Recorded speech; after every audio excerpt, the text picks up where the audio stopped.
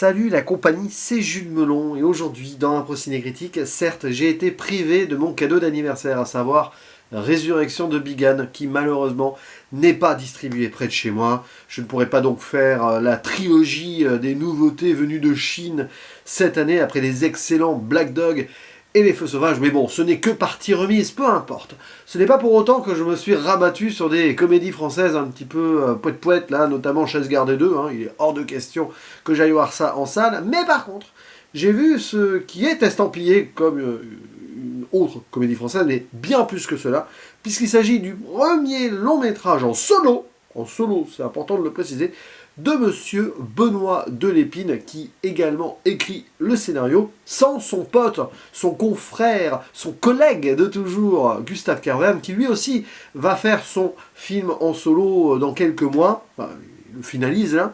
Alors ils ne se sont pas brouillés du tout, hein. C'est juste que les deux ont un projet en commun qui demande du temps et peut-être de l'argent. Le temps de réunir les fonds, ils ont fait leur petite récréation personnelle. Et ici, donc, l'ex-animateur de Groland revient avec un conte, puisque c'est exactement ce qui est marqué au début dans le générique, conte réalisé par Benoît Delépine, avec au casting, dans le rôle principal, Samir Ghesmi. Alors j'avais déjà vu ce monsieur, mais je ne sais plus où. Peut-être pas dans un premier rôle en tout cas.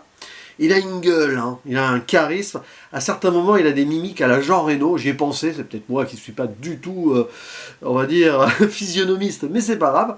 Et alors, c'est lui qu'on suit en focus tout au long du long métrage. Et parfois apparaissent à des moments différents du film Olivier Rabourdin. Je reviendrai sur son rôle plus tard. Il y a une mini zone spoiler qui va être là. Parce que bon, il faut parler de la conclusion, mais c'est pas le plus important, il faut profiter du voyage avant d'arriver à la destination. Pierre Lotin aussi présent en sorte de agent de sécurité, très bizarre de le voir là, parce que ça aurait pu être n'importe qui d'autre, il est là, peut-être que c'est juste parce qu'il a voulu faire coucou et saluer un pote. Il y a Solène Rigaud aussi, qu'on voit un peu plus longtemps, vers le début-milieu.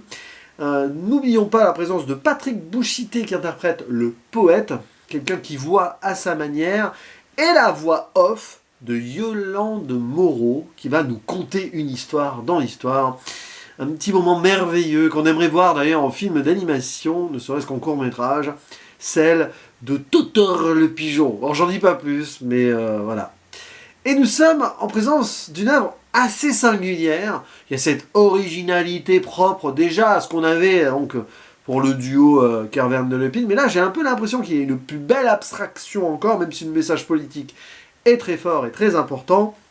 Il y a quelque chose qui va dans le métaphysique par moment, mais qui réfléchit, j'en perds mon latin ou mon français, sur la place de l'humain, la place trop importante et trop chargée de donc notre humanité sur cette planète. Alors ça se déroule quelque part en France, enfin, on va suivre un homme qui est prénommé Darius, qui débarque à l'aéroport en costard, et avec une valise, une mallette, qui traîne comme ça, attachée à des menottes. Très spécial.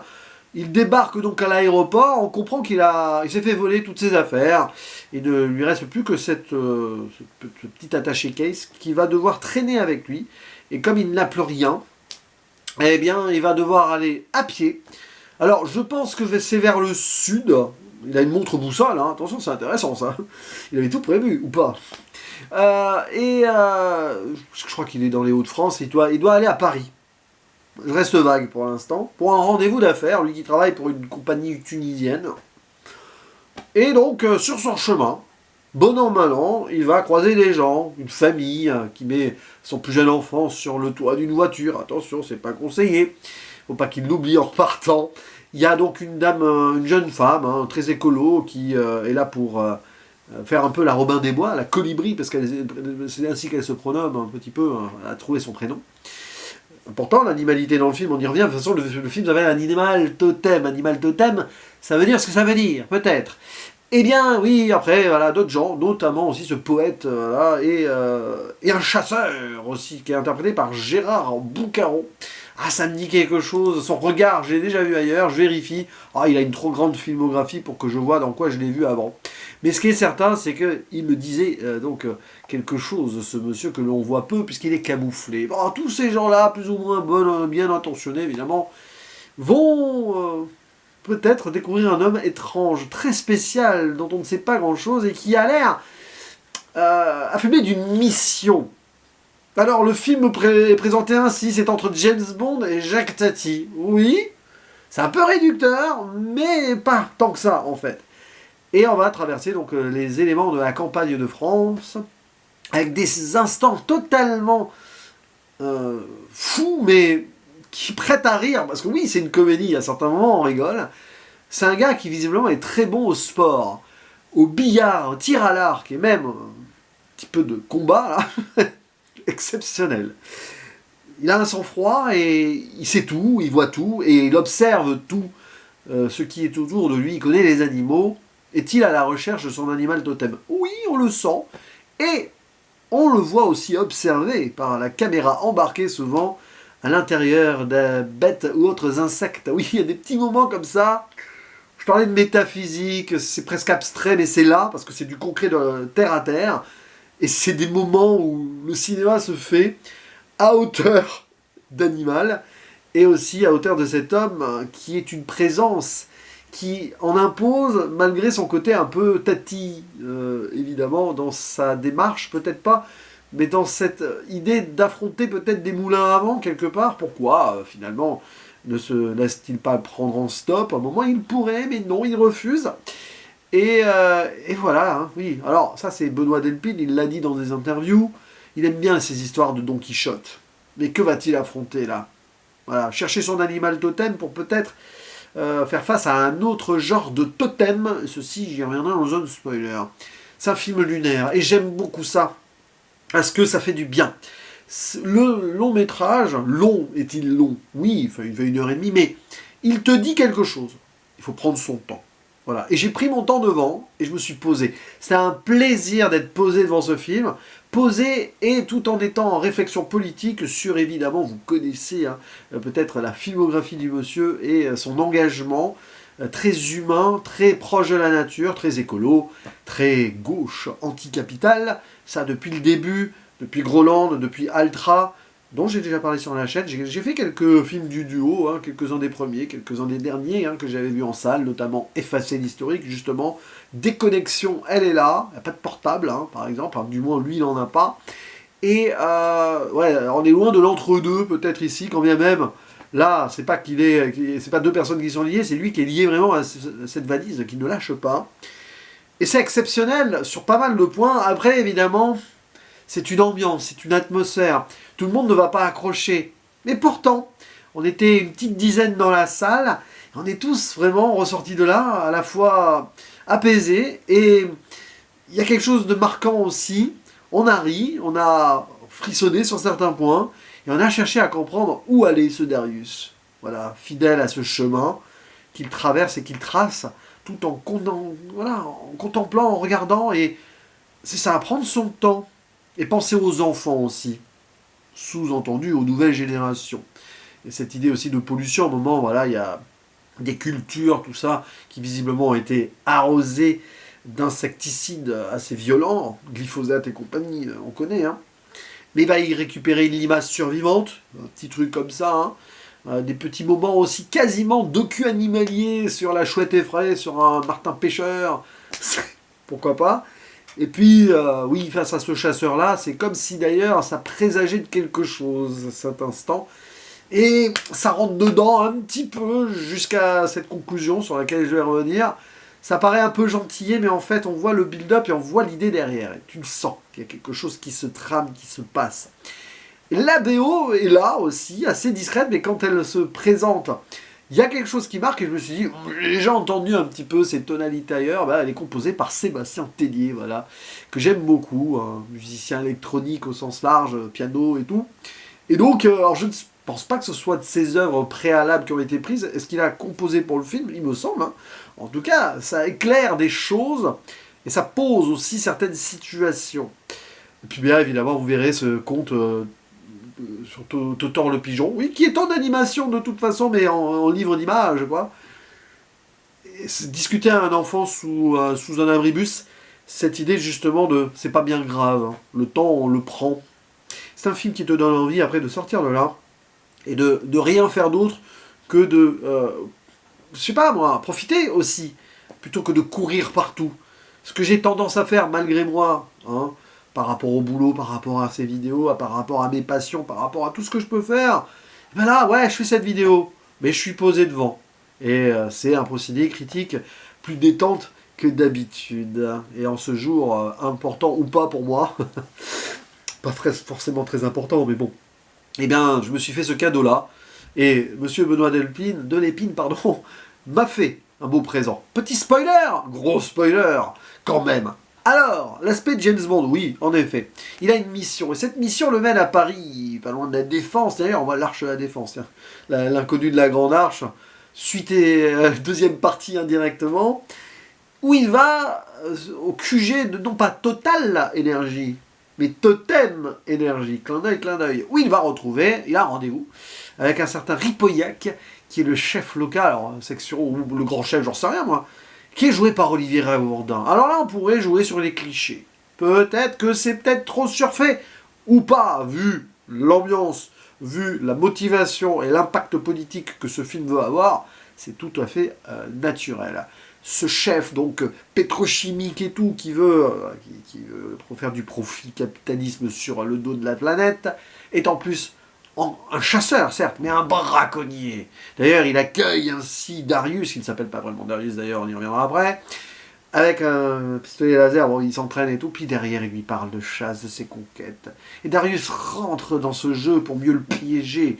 Il y a un contact qui se fait, ainsi, Darius va pouvoir retrouver le méchant capitaliste braconnier, le braconneur des, on va dire, possessions mondiales, et dans sa belle demeure, là, pour, en fait, lui faire signer un contrat pour renoncer à la construction d'une usine chimique à un endroit où il n'en faut pas une, évidemment.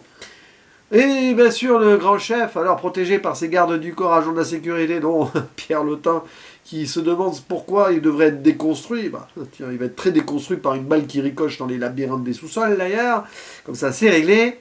Le mal toxique, parce qu'il a battu sa compagne et il s'en fait même pas, en fait. Enfin, il est complètement déconnecté, mais autrement, il a perdu le contact avec la Terre et la réalité. Et donc, bon, bah, tous ces gens-là, Ripollac se prend, on va dire, un truc dans la gueule, un couteau qui était caché dans le truc de la mallette, là, c'est pour ça que les menottes, etc.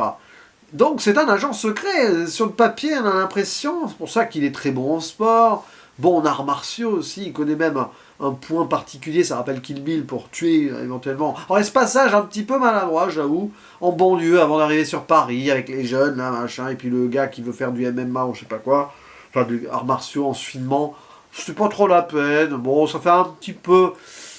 Ouais, dans les faciles historiques, il y a des petits trucs comme ça, un petit peu vieux jeu, quand même, de l'épine. Mais ouais, il a du mal avec les nouvelles technologies. Mais les nouvelles générations, quand même, il leur fait confiance. La preuve avec les enfants et cette discussion sous l'abribus à un moment. Mais bon, il y a ce passage-là, c'est pas grave. Moi, je l'aurais pas mis dans le film, ça sert pas spécialement à grand-chose, en fait. Si ce n'est à renforcer l'imaginaire. Qu'est-ce qu'il pourrait y avoir dans la mallette, en fait. C'est pas l'important, c'est pas le contenu.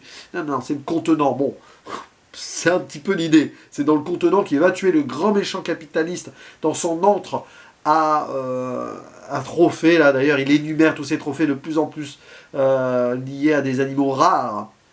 Finalement il va y avoir le mégalocéros qui va, voilà, parce qu'il va lui couper la tête aussi. Alors c'était pas prévu qu'il lui coupe la tête, mais c'est drôle, c'est parce qu'il y a un truc reconnaissance optique pour sortir de là. Alors il y a une idée étrange aussi, c'est que apparemment le timbré capitaliste braconnier, il a recréé un animal, un cerf géant que notre cher Darius, qui s'appelle pas Darius, va... Il y a face à face, oui, c'est un cerf géant, ça n'existe pas, une sorte de cervidé bizarre. J'ai pensé à un truc préhistorique ou autre, du hot, bah oui. Mais bon, on n'en fait pas grand-chose. Le film a des trous comme ça, il y a des expérimentations, aussi bien visuelles d'ailleurs sur la caméra.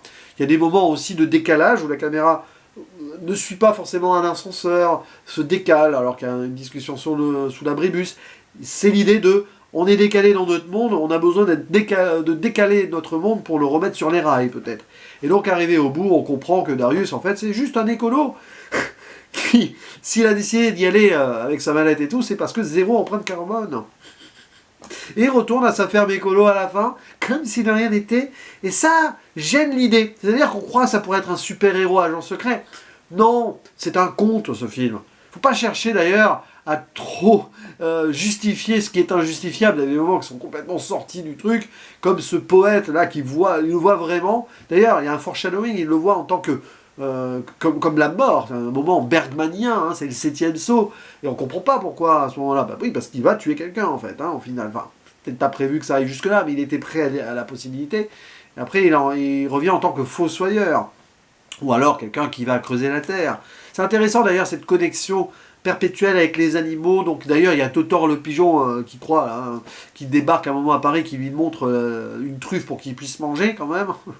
Bon, il y a plein des délires, il y a des délires. Mais justement, voyez ceci comme un conte métaphysico-lafontainien, si vous voulez, une référence à Maître Renard à un moment, qui nous ramène en fait à la terre, à l'importance, et à comment d'ailleurs subsister, faire pousser des produits sans utiliser trop d'eau, sans utiliser aucun truc chimique, et revenir à l'essentiel. C'est ça l'idée, et pour ceci peut-être il faut être bien méchant, et aller zigouiller du riche, du capitaliste. Alors là, attention, c'est vraiment un message d'extrême gauche, oui, c'est de l'écoterrorisme. Et alors, ce film nous rappelle surtout qu'il y a des gros problèmes, et qu'il faut vraiment les prendre bien en main, parce qu'on va tous crever au final. Et il y a cette nouvelle génération qui apparaît dans le film, ça serait bien qu'elle puisse subsister. Quel monde on va laisser à nos enfants, hein, pas que dans le fantasme d'un rêve, un moment qui fait sous une quechua, un gamin qui pourrait prendre son envol porté par un aigle. Non, non, c'est pas possible ça.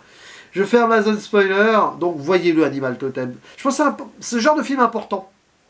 C'est ce qu'on appelle un grand petit film. C'est-à-dire que c'est sans prétention sur certains points, mais en fait, il y a beaucoup de cinéma, il y a beaucoup de tentatives, parfois peut-être un peu trop, parfois c'est un peu, voilà, hein, il est tout seul, pour la première fois de sa carrière derrière la caméra. Donc il n'y a pas eu la concertation avec Kervern, etc. Donc il s'est lâché, en fait. C'est vrai que ça aurait pu être taillé dans le gras par moments, mais il y a le côté drôle qui passe tout. On rigole, mais à la fin, franchement, c'est autre chose. Donc, il vous offrira pas mal de belles émotions, ce Animal Totem. Et ça, c'est vraiment le genre de film à défendre en salle. Je suis pas persuadé que ce soit beaucoup plus distribué, un peu plus, je pense quand même, que Résurrection de Bigan, donc que je ne peux pas voir.